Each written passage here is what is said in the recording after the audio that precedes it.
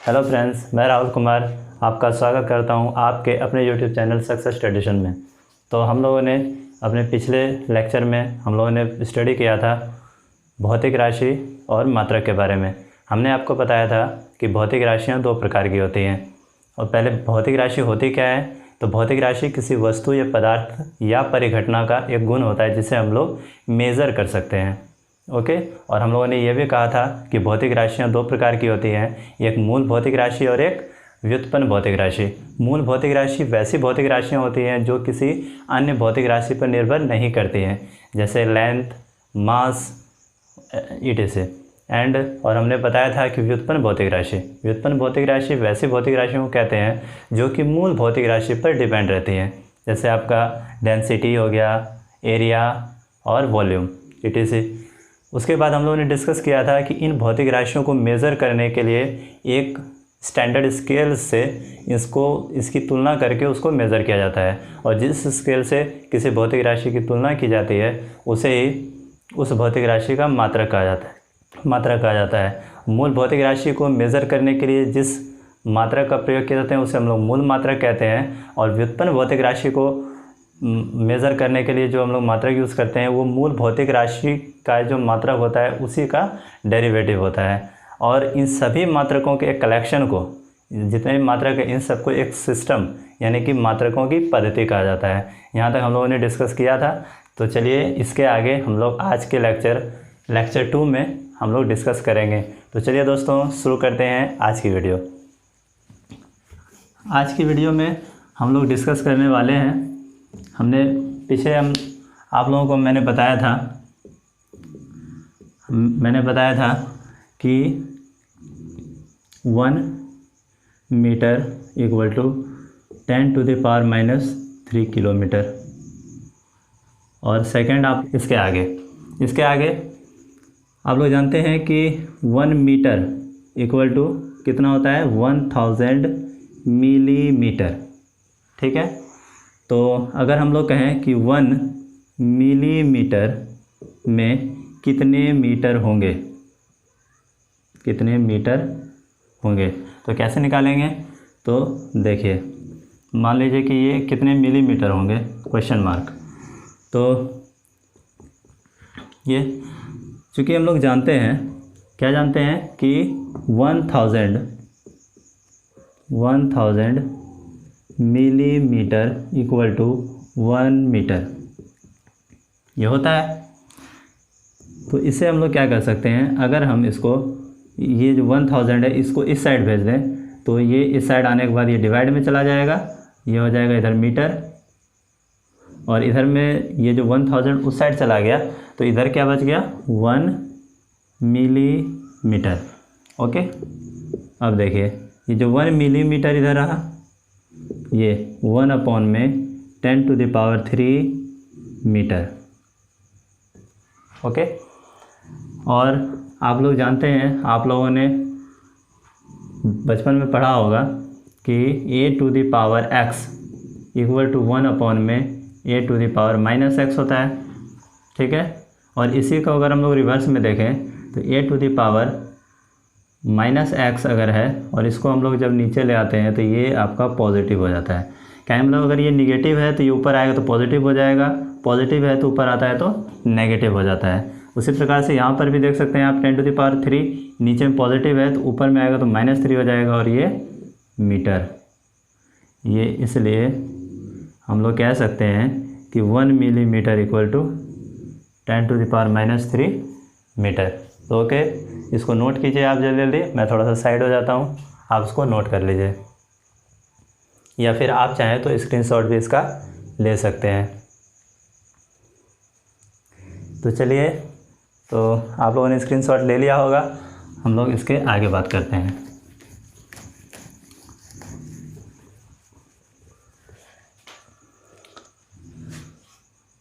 इसके आगे 3rd number पे हम लोग बोलेंगे 1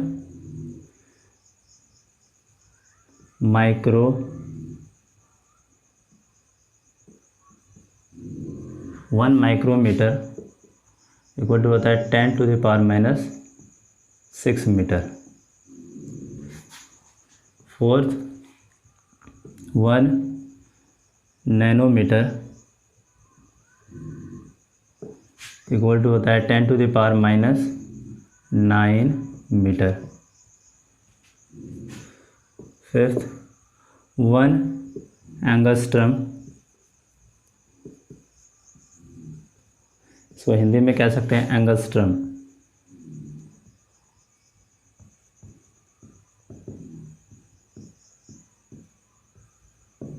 इक्वल टू हो जाएगा 10⁻⁻10 metre. 6 1 picometre equal to 10⁻12 metre. 7 1 fermi, या फिर इसको फेम्टो भी बोला जाता है, और ये इक्वल टू होता है 10⁻15 मीटर। ओके, और इसके बाद ये तो काफ़ी छोटे, देख सकते हैं आप 1 माइक्रोमीटर 10⁻6 मीटर। इसका मतलब ये हुआ कि ये जो 1 माइक्रोमीटर होता है, ये इसका मीनिंग ये हुआ कि 1/10⁻6 मीटर के बराबर, यानी ये 1 मीटर से बहुत ही ज़्यादा छोटा है। ये वाला आप देख सकते हैं, ये उससे भी बहुत छोटा है, ये और भी छोटा है, ये तो काफ़ी छोटे हैं इसकी तुलना में। ठीक है, तो ये सब आपके बारे में। और अगर लेंथ को मेज़र करने के लिए बड़ी बड़ी इकाइयों के बारे में हम लोग आज अब डिस्कस करते हैं। जैसे कि आप देख सकते हैं, जो एस्ट्रोनॉमिकल में जो यूज़ किया जाता है, जैसे कि आपको सन और अर्थ के बीच की जो डिस्टेंस है वो कितनी है, वो किसमें मेज़र की जाएगी, क्या उसे हम लोग माइक्रोमीटर या मीटर या किलोमीटर में मेज़र करेंगे तो क्या वो बहुत बड़ा डाटा नहीं मिल जाएगा। इसलिए बहुत बड़ा डाटा से बचने के लिए उसमें ना एक बड़े स्केल की ज़रूरत होती है, जो कि किलोमीटर से भी काफ़ी ज़्यादा बड़ा हो। जैसे कि इसमें हम एक आपको पढ़ना होगा 1 एस्ट्रोनॉमिकल यूनिट। एस्ट्रोनॉमिकल यूनिट को हिंदी में कहते हैं खगोलीय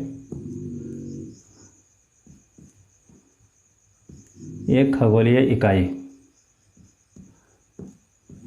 खगोलीय इकाई इक्वल टू होता है 1.5 × 10⁻11 metre. 1 astronomical unit equal to क्या होता है 1.5 × 10⁻11 मीटर।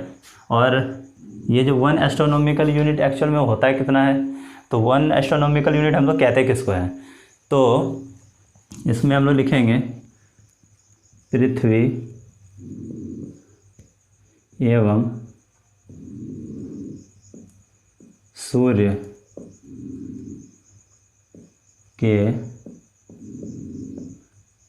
बीच की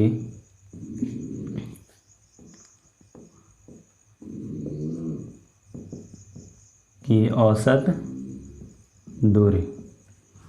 तो आपका जो हमारे जो अर्थ और जो सन है उसके बीच का जो एवरेज डिस्टेंस होता है उसी को हम लोग कहते हैं 1 एस्ट्रोनॉमिकल यूनिट, जो कि कितने के वैल्यू के बराबर होती है 1.5 × 10⁻11 मीटर।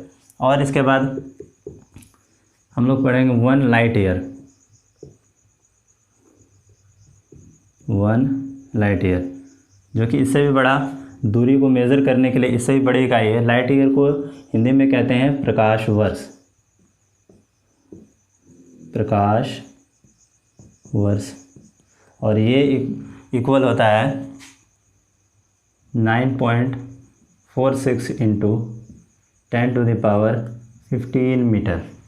और ये 1 लाइट ईयर का मतलब क्या हुआ, जो प्रकाश को निर्वात में, जब निर्वात में प्रकाश एक साल में जितना डिस्टेंस मेज़र करेगा, जितना डिस्टेंस वो जाएगा, वही आपका क्या कहलाता है 1 लाइट ईयर कहलाता है। यानी कि 1 ईयर में लाइट द्वारा ट्रैवल किया गया डिस्टेंस, ठीक है, वो क्या होता है लाइट ईयर, यानी प्रकाश वर्ष के बराबर होता है। और एक इससे भी बड़ा होता है 1 पारसेक, जो कि आपका लाइट ईयर से भी बड़ा होता है। 1 पारसेक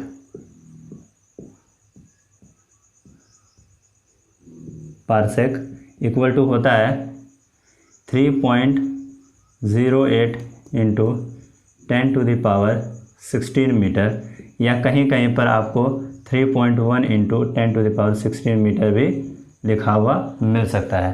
तो ये आपका हो गया ये बड़ी बड़ी इकाइयाँ लेंथ को मेज़र करने के लिए। 1 एस्ट्रोनॉमिकल यूनिट खगोलीय इकाई क्या होता है 1.5 इंटू 10⁻11 मीटर, और यह खगोलीय यूनिट होता क्या है पृथ्वी और सूर्य के बीच की औसत दूरी को कहते हैं। और 1 लाइट ईयर एक प्रकाश वर्ष बराबर कितना होता है 9.46 इंटू 10⁻15 मीटर, और ये होता क्या है तो प्रकाश के द्वारा निर्वात में एक साल में तय की गई कुल दूरी। उसके बाद पारसेक क्या होता है 3.08 इंटू 10⁻16 मीटर। तो आप इसको नोट कर लीजिए, या फिर आप इस वीडियो को पॉज करके इसको आप फटाफट नोट कर लीजिए। Okay,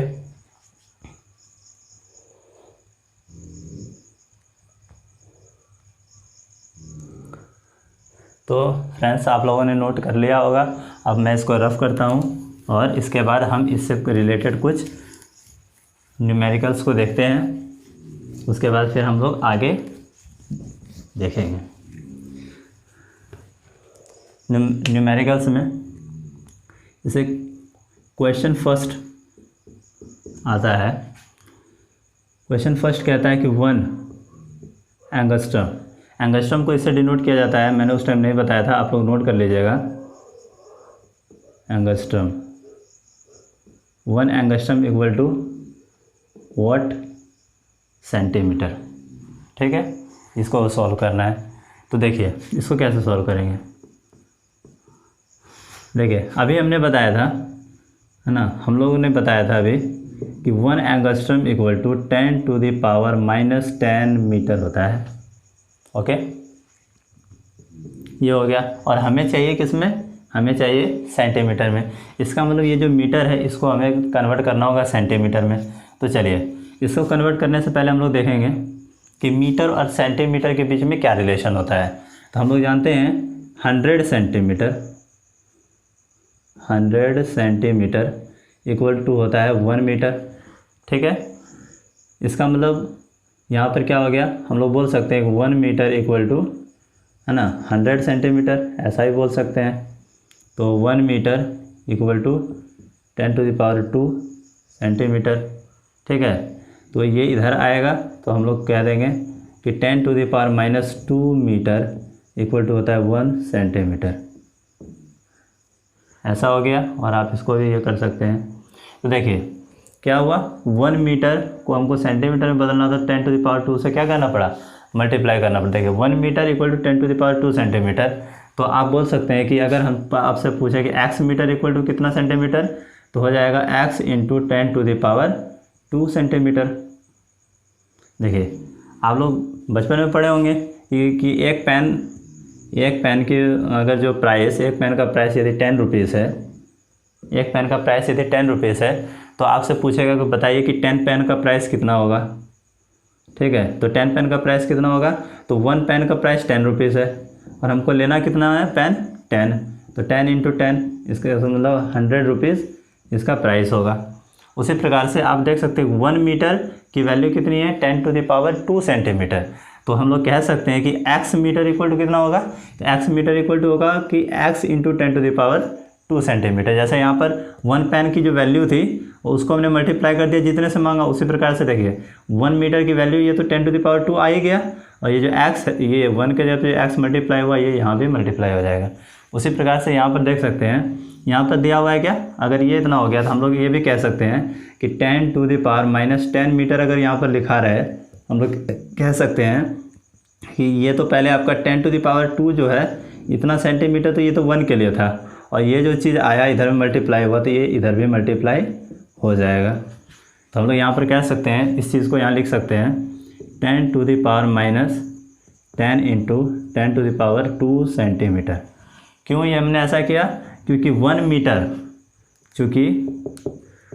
metre equal to 10⁻² centimetre. 1 metre की वैल्यू 10⁻² सेंटीमीटर हो गई, तो 10⁻−10 इसके साथ क्या हो जाएगा, मल्टीप्लाई हो जाएगा। और इसको जब लोग कैलकुलेट करेंगे तो आप जानते हैं एक फॉर्मूला आप लोगों ने बहुत पहले पढ़ा होगा, इसको हम साइड में मैं लिख देना चाहता हूँ। तो देखिए आप लोगों ने पढ़ा होगा a⁴x into a⁴y। Base same रहता है तो पावर क्या हो जाता है, ऐड हो जाता है, यानी पावर आपस में जुड़ जाते हैं। और अगर इसी प्रकार से आप मान लीजिए a to the power x है into a to the power minus Y है, ये क्या होगा, ये भी क्या होंगे, बेस सेम है तो ऐड होगा a to the power x, लेकिन ये प्लस होगा और y की वैल्यू तो माइनस में है, इसलिए यहाँ पर क्या आ जाएगा a टू द पावर, ये प्लस माइनस माइनस तो x टू माइनस वाई। उसी प्रकार से यहाँ पर भी देख सकते हैं क्या हो जाएगा, 10 टू द पावर माइनस 10 और ये हो जाएगा +2 सेंटीमीटर। जब इसको हम लोग आगे सॉल्व करेंगे, इसको हम मिटा देते हैं, आगे जब इसके आगे जाएंगे तो हो जाएगा 10 to the power minus 8 centimetre, और यही हो जाएगा आंसर। ओके, तो चलिए इसके बाद हम लोग क्वेश्चन नंबर 2 देखते हैं।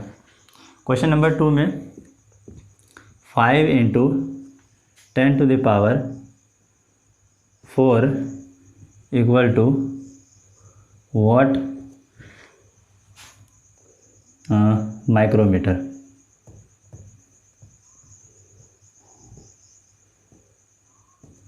ठीक है, इस क्वेश्चन को कैसे सॉल्व करेंगे, तो चलिए देखिए। आप देखिए, हम लोग जानते हैं क्या है, यहाँ मीटर है और यहाँ माइक्रोमीटर है, तो सबसे पहले हमें रिलेशन देखना होगा कि मीटर और माइक्रोमीटर के बीच में रिलेशन क्या है। अभी हमने आपको बताया हुआ है कि 1 micrometre equal to 10 to the power minus 6 metre होता है। यह अभी मैंने आपको लिखवाया हुआ है, ये होता है।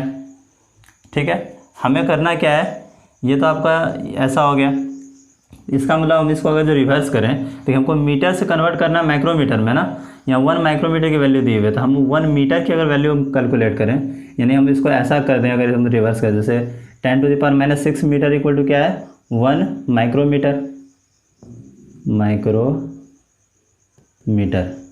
ये है। तो अगर हम इसको 1 मीटर इधर रखें तो इधर में क्या हो जाएगा, 1 अपॉन में 10 टू द पावर माइनस 6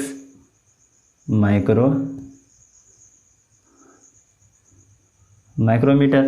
ठीक है, तो इसका मतलब ये हुआ कि 1 मीटर है ना, 1 मीटर इक्वल टू क्या हो गया, 10 टू द पावर, ये ऊपर जाएगा तो पॉजिटिव हो जाएगा, 10 टू द पावर 6 माइक्रोमीटर। देखिए, अब ये रिलेशन आपको मिल गया कि 1 मीटर इक्वल टू कितना माइक्रोमीटर होता है, तो 10 टू द पावर 6 माइक्रोमीटर होता है 1 मीटर के बराबर। हमको निकालना कितना है, इतना मीटर। फिर वही वाली बात आ गई कि एक कलम का मूल्य दिया हुआ है आपको 10 रुपये, तो 20 कलम का मूल्य कितना होगा, तो 10 गुना 20। 30 कलम का मूल्य कितना होगा, तो 10 गुना 30।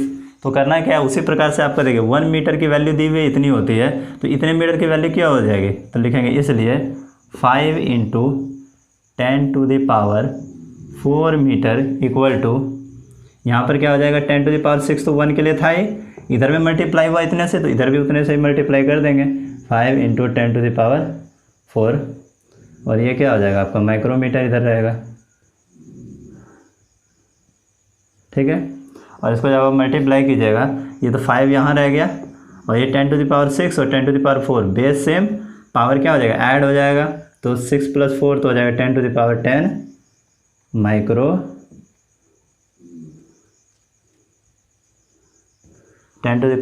माइक्रोमीटर।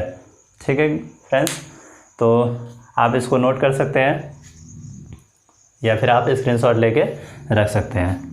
ओके, अब हम लोग आगे बढ़ते हैं।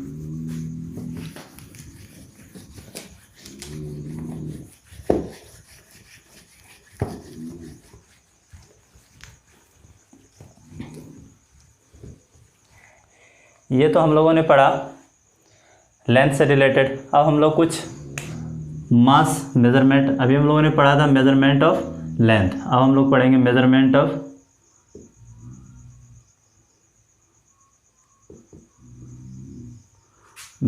ऑफ मास, यानी हिंदी में कहेंगे द्रव्यमान का मापन। इसमें बस छोटे छोटे इजी पॉइंट मैं लिखवाऊंगा जो आपको पहले से ही पता होंगे, जैसे 1 kg इक्वल टू कितना होता है, 1000 ग्राम। ठीक है, 1000 ग्राम रहने दीजिए जी है, ठीक है। तो इसका मतलब यदि आपसे पूछे कि 1 ग्राम इक्वल टू कितना केजी, तो कैसे बताइएगा? 1 ग्राम इक्वल टू कितना केजी, तो कैसे बताइएगा? तो हम लोग जानते हैं कि 1 केजी इक्वल टू 1000 ग्राम। तो हम लोग लिखेंगे, चूँकि we know that 1000 gram equal to 1 KG, ठीक है। तो ये इधर में ये 1 इंटू इतना लिख सकते हैं इसको, इस 1 को इधर रहने देंगे, ये ग्राम इधर रह गया, और ये जो मल्टीप्लाई 1000 था ये उस साइड चला जाएगा, तो डिवाइड में हो जाएगा 1000, ये केजी रह गया, ठीक है। देखिए 1 ग्राम इक्वल टू 1 अपॉन में, ये देखिए 1 2 3 3 0 है, तो पावर में कितना हो जाएगा 3 केजी। तो इसलिए हम लोग कह सकते हैं कि 1 ग्राम इक्वल टू हो जाएगा, ये पावर पॉजिटिव है, जब ऊपर जाएगा तो पावर क्या आ जाएगा निगेटिव, तो 1 ग्राम इक्वल टू क्या आ गया 10⁻³ केजी, ठीक है। तो इस तरह से हम लोग कन्वर्ट करते हैं। उसके बाद आप देख सकते हैं ये थर्ड में अब ये ग्राम हो गया, केजी हो गया, और 1 क्विंटल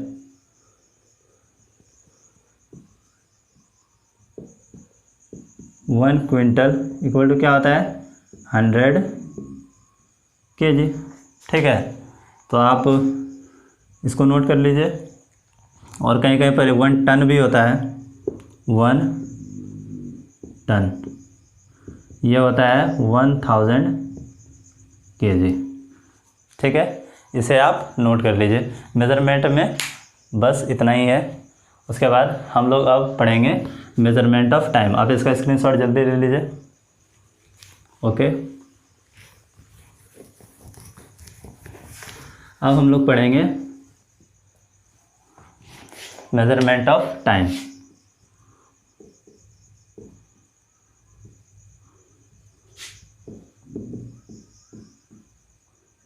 समय का मापन, ठीक है। तो समय का मापन हम लोग जानते हैं, फर्स्ट पॉइंट में 1 मिनट है ना, 1 मिनट इक्वल टू 60 सेकेंड, ठीक है। 60 second, 1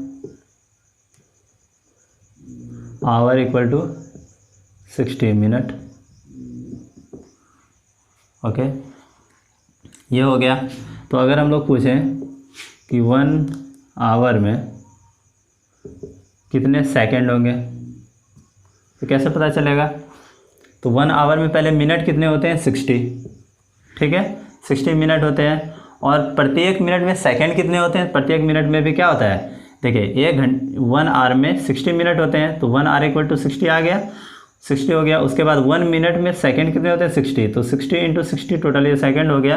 1 hour equal to 6 into 6 3, ये हो गया 00, इतना सेकंड आपका 1 आवर में होता है।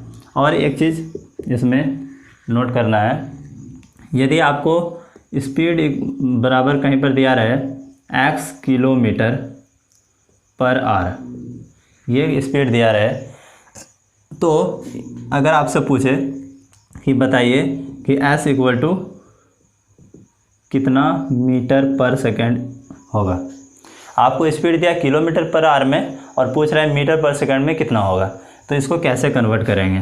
तो आप देखिए किलोमीटर पर आवर है, इसका मतलब ये हुआ कि कोई जो ऑब्जेक्ट है जो कि मूव कर रहा है वो पर आवर, कहने का मतलब 1 घंटे में x किलोमीटर डिस्टेंस क्या कर रहा है, चल रहा है। उसी प्रकार से इसको अब यहाँ पर पूछ रहा है कि बताइए अगर 1 घंटे में x किलोमीटर चल रहा है तो 1 सेकंड में कितना मीटर चलेगा, तो हम इसको कन्वर्ट कैसे करेंगे? तो देखिए यहाँ पर लिखा हुआ है x किलोमीटर, क्या है किलोमीटर, और नीचे में क्या है आपका आवर, ठीक है। इसको क्या करेंगे, x तो रहने दीजिए, किलोमीटर है, किलोमीटर को आप मीटर में कन्वर्ट कीजिए, तो 1 किलोमीटर इक्वल टू कितना होता है 1000 मीटर, तो किलोमीटर के यहाँ पे लिख देंगे 1000 मीटर।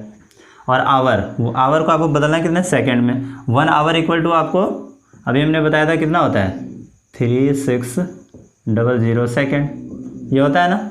उसके बाद आप लोग इसको कैंसिल आउट ठीक है, 2 से 5 बार में, 2 से 18, तो क्या हो गया x इंटू 5/18 है ना, 5/18 मीटर पर सेकेंड। कहने का मतलब यहाँ से हमें क्या पता चला, हमें यहाँ से यह पता चला कि अगर आपको किलोमीटर पर आवर में अगर स्पीड दिया हुआ रहे, उसे मीटर पर सेकेंड में कन्वर्ट करने के लिए 5/18 से आपको मल्टीप्लाई करना होगा। यानी किलोमीटर आवर में अगर आपको स्पीड दिया हुआ है, उसको जब भी आपको मीटर पर सेकेंड में कन्वर्ट करना हो तो आप इसको 5/18 से मल्टीप्लाई कर दीजिएगा, तो आपको वो मिल जाएगा। तो फॉर एग्ज़ाम्पल, यदि कोई ऑब्जेक्ट 100 किलोमीटर पर सेकेंड की स्पीड से जा रहा है, इसका मीटर पर सेकेंड में कितना होगा।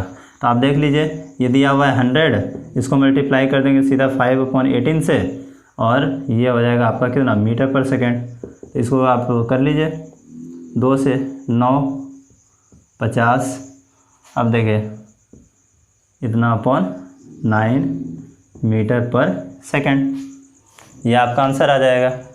उसी प्रकार से इसी का देखिए, अगर हम यहाँ पे लिखते हैं, अगर इसी का दूसरा पॉइंट, ये पहला पॉइंट था, इसी का दूसरा पॉइंट, अगर आपको स्पीड मीटर पर सेकेंड में दिया गया हो, यानी आपको s इक्वल टू दिया रहे x मीटर पर सेकेंड, और आपसे पूछा जाए कि इसी ऑब्जेक्ट का जो स्पीड जो है किलोमीटर पर आवर में कितना होगा, किलोमीटर पर आवर में कितना होगा, तो कैसे करेंगे। तो देखिए, मीटर पर सेकेंड है, ये हो गया x, यहाँ मीटर है और नीचे क्या है, सेकेंड है। अब देखिए x, मीटर को कन्वर्ट करना है किलोमीटर में, तो अभी मैंने जस्ट इसके पीछे बताया था लेंथ के मेजरमेंट ऑफ लेंथ में, अभी हमने आपको बताया था कि 1 मीटर इक्वल टू 10⁻³ किलोमीटर, ये पॉइंट आपको मैंने लिखवाया हुआ है। तो ये 1 मीटर के जगह पे क्या आ जाएगा, 10⁻³ किलोमीटर, ठीक। और 1 सेकेंड है, तो यहाँ तो आपको किलोमीटर आर में बताना है। तो अभी आपको पता है कि 1 आवर इक्वल टू 3600 सेकेंड होता है। तो आपको अब पता करना हो कि 1 सेकेंड बराबर कितने आवर होते हैं। लिखिए, चूँकि 1 आवर नहीं, चूँकि 3 सेकेंड इक्वल टू 1 आवर, इसलिए 1 सेकेंड इक्वल टू क्या आ जाएगा, 1/3600 आवर। ये होगा, इधर में 1 इंटू इतना लिख सकते थे, तो 1 इधर रह जाएगा और ये 360 उधर क्या चला जाएगा, डिवाइड में चला जाएगा, तो ये आ जाएगा। तो यहाँ पर हम लोग लिख सकते हैं 1/3600 आवर। यहाँ तक आपको क्लियर है। तो चलिए इसके आगे देखते हैं। इसके आगे हम लोग इसको क्या कर देंगे, ये आपका x, और ये जो अब 10⁻³ है, तो ये नीचे आएगा तो +3 हो जाएगा, ठीक है। और ये जो डिवाइड में ये चला जाएगा ऊपर 3600, हाँ, ऊपर में आपका है किलोमीटर और नीचे में है आवर, ठीक है। आप देखिए 10⁻³ को हम डायरेक्ट ऐसा कर दें, ओके। अब देखिए इसको 0000 कैंसिल, 5 और ये 2 से 18, इसका मतलब निकल गया x into 18/5 kilometre per hour, ठीक है। तो इससे हमें क्या पता चला, इससे हमें ये पता चला कि अगर किसी ऑब्जेक्ट का स्पीड आपको मीटर पर सेकंड में दिया रहे, उसको किलोमीटर पर आवर में कन्वर्ट करने के लिए 18/5 से मल्टीप्लाई कर देंगे। यहाँ पर देखिए आपको किलोमीटर पर आवर में दिया था, इसको मीटर पर सेकंड में डिवाइड करने के लिए देखिए 5/18 से आपने मल्टीप्लाई किया, और यहाँ पर आपको मीटर पर सेकंड में दिया हुआ था, इसको इसमें कन्वर्ट करने के लिए 18/5 से मल्टीप्लाई किया। तो अब आप देखिए इसको याद कैसे करना है। कई बार स्टूडेंट्स को कन्फ्यूज़न हो जाता है इसमें कि आखिर इसको याद कैसे करना है। कई बार स्टूडेंट्स इसको वहाँ मल्टीप्लाई कर देते हैं और 18/5 को यहाँ मल्टीप्लाई कर देते हैं। तो मैं आपको बताता हूँ इसको कैसे याद रखना है, उसके बाद आप कभी भी मिस नहीं करेंगे। जैसे आप देखिए यहाँ पर किलोमीटर पर आवर था, इसको मेज़र करना था मीटर पर सेकंड में। तो आप देखिए यहाँ किलोमीटर बड़ा है और मीटर छोटा है, तो हमें बड़े से छोटे में जाना है। तो आप देखिए कि 5/18 और 18/5 इन दोनों में बड़ा कौन सा है। देखिए 5/18 और 18/5, यहाँ पे अगर आप इसको डिवाइड कीजिएगा तो 3 समथिंग आएगा, ठीक है, 3.6 समथिंग आएगा। और यहाँ से मल्टीप्लाई कीजिएगा 0.2 समथिंग कुछ आएगा। तो आप देख सकते हैं ये वाला बड़ा है। और आपको करना क्या था, बड़े से छोटे में जाना है। जब बड़े से छोटे में जाना है तो आपको छोटे वाले से मल्टीप्लाई करना होगा। तो आपका छोटा कौन सा है, 5/18 आपको छोटा है। तो आपको जब बड़े से छोटे में जाना होगा, यानी किलोमीटर से मीटर में जाना होगा, तो आपको छोटे के साथ ही मल्टीप्लाई करना होगा, यानी 5/18। और यहाँ पर देखिए आपका मीटर पर सेकंड है, इससे आपको जाना था कहाँ, किलोमीटर पर आवर में। तो हमें क्या करना था, मीटर से किलोमीटर, यानी कि छोटे से बड़े में जाना था। तो हमको जब छोटे से बड़े में जाना है तो हम लोग क्या करेंगे, बड़े वाले फैक्टर से मल्टीप्लाई करेंगे। इसका मतलब हमें मल्टीप्लाई करना होगा किससे, 18/5 से। Okay, clear. अगर आपको क्लियर हुआ तो आप इसको जल्दी से नोट कीजिए, स्क्रीनशॉट लेकर आप रख सकते हैं, ठीक है। मैं अब इसको रफ करता हूँ। तो हमने अब तक ये जो यूनिट मेज़रमेंट से संबंधित कुछ जो थे फैक्ट्स वो मैंने आपको बता दिए हैं। और आप इसके और भी न्यूमेरिकल्स अपने बुक्स से प्रैक्टिस कीजिएगा। और जब ये चैप्टर हम लोग का जब इसके जो भी थ्योरीज हैं सब सारे ख़त्म हो जाएंगे तो हम इसके न्यूमेरिकल्स को भी देखेंगे।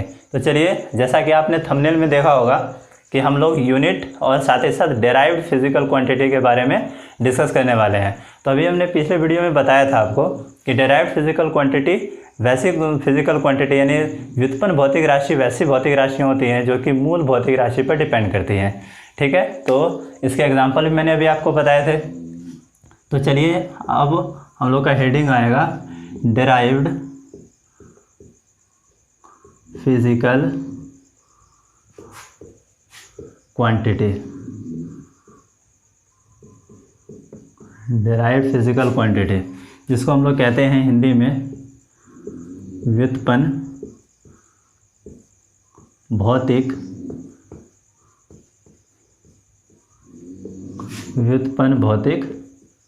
राशि, ठीक है। तो व्युत्पन्न भौतिक राशि के बारे में हम लोग लिखेंगे। व्युत्पन्न भौतिक राशि के बारे में मैंने आपको लिखवा दिया है कल ही। तो इसके जो मतलब एग्जांपल्स और इसके जो फॉर्मूला है, मेन रूप से इसको बताने का मेरा पर्पस ये है कि इसमें बहुत सारी भौतिक राशियाँ आएंगी जिसके भी फॉर्मूला आपको लर्न करना बहुत ही ज़रूरी है। तो चलिए शुरू करते हैं। तो सबसे पहला हम लोग लिखेंगे एरिया। एरिया को हिंदी में कहा जाता है क्षेत्रफल। क्षेत्रफल ये इक्वल टू होता है लंबाई गुना चौड़ाई। इसको इंग्लिश में लेंथ इंटू ब्रेथ कह सकते हैं, L into B, length into breadth. उसके बाद सेकंड वॉल्यूम। वॉल्यूम जिसको हिंदी में कहा जाता है आयतन। ये होता है लंबाई गुना चौड़ाई गुना ऊंचाई, length into breath into height, ठीक है।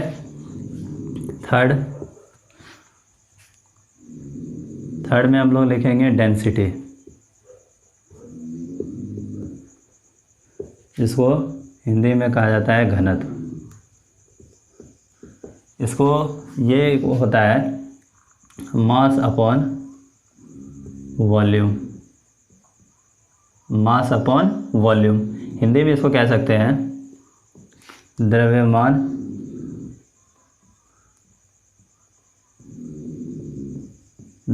बटा आयतन। द्रव्यमान बटा आयतन। उसके बाद फोर्थ नंबर में हम लोग लिखेंगे, ये आपका डेंसिटी हो गया, एरिया, वॉल्यूम। उसके बाद हम लोग लिखेंगे फोर्स, कहते हैं बल। फोर्स इक्वल टू होता है mass into acceleration.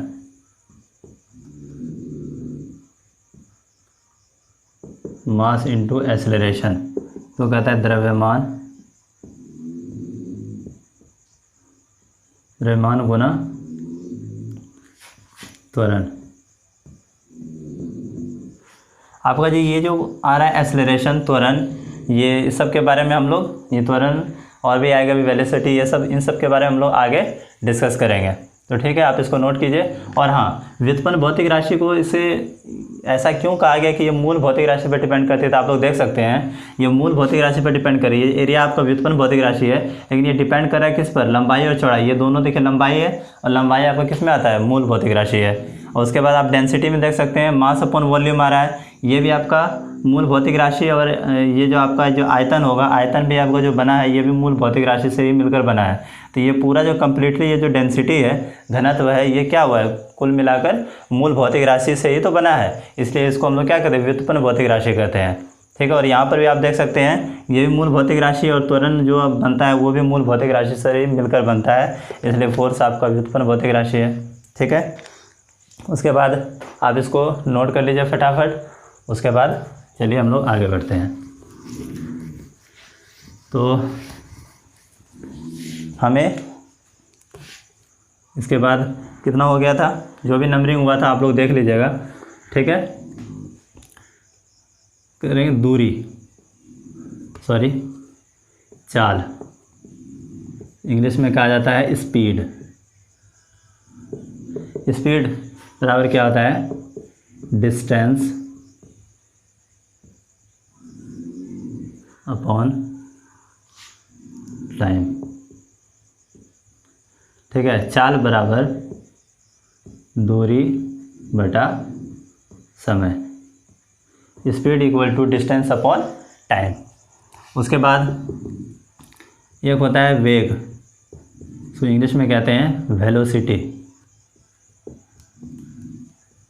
Velocity equal to होता है डिस्प्लेसमेंट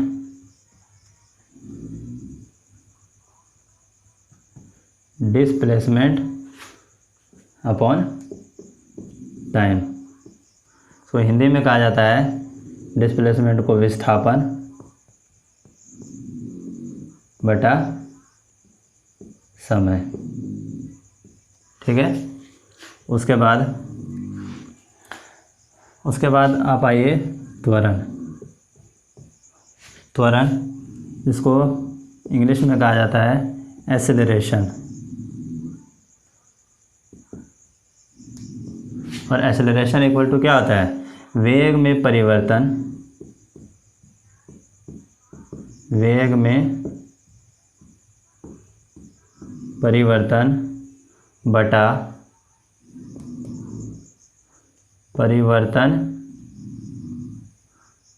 परिवर्तन में लगा समय। ठीक है, इंग्लिश वाले इसको लिख सकते हैं, है ना, चेंज इन वेलोसिटी अपॉन, है ना, time duration during change in velocity. ठीक है, इसके बाद हम लोग देखेंगे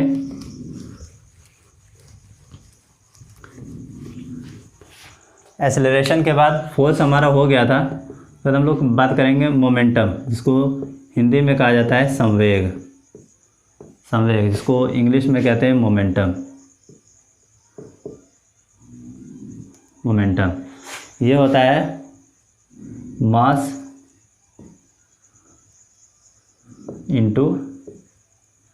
मास इंटू वेलोसिटी। वो हिंदी में कहते हैं द्रव्यमान गुना वेग, कहते हैं हम लोग संवेग। ठीक है, उसके बाद संवेग हो गया। उसके बाद एक होता है आवेग। ये सब आपकी व्युत्पन्न भौतिक राशियाँ हैं। आवेग जिसको इंग्लिश में कहा जाता है इम्पल्स, और ये होता है फोर्स इनटू टाइम। ठीक है, फोर्स को कहते हैं बल, और ये हो गया आपका समय। उसके बाद होता है कौन, गतिज ऊर्जा। गतिज ऊर्जा, इसको इंग्लिश में कहा जाता है काइनेटिक एनर्जी। काइनेटिक एनर्जी ये होता है half into mass into velocity square. ठीक है, तो half into mass into velocity square, इसको आप लिख लीजिएगा हाफ इंटू द्रव्यमान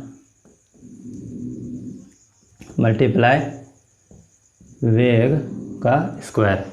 ठीक है, उसके बाद इसी का एक टर्म आता है स्थितिज ऊर्जा। स्थितिज ऊर्जा इसको कहा जाता है इंग्लिश में पोटेंशियल एनर्जी। पोटेंशियल एनर्जी ये होता है mass into acceleration due to gravity. Acceleration का स्पेलिंग आप लोग देख लीजिएगा, लिखवा दिया गया है एक्सेलरेशन ड्यू टू ग्रेविटी और इंटू हाइट। ठीक है, द्रव्यमान गुना गुरुत्वीय त्वरण गुना ऊंचाई, ये आपका हो जाएगा स्थितिज ऊर्जा का फॉर्मूला। आप इसको फटाफट नोट कर लीजिए या फिर आप इसका स्क्रीनशॉट ले लीजिए। ओके,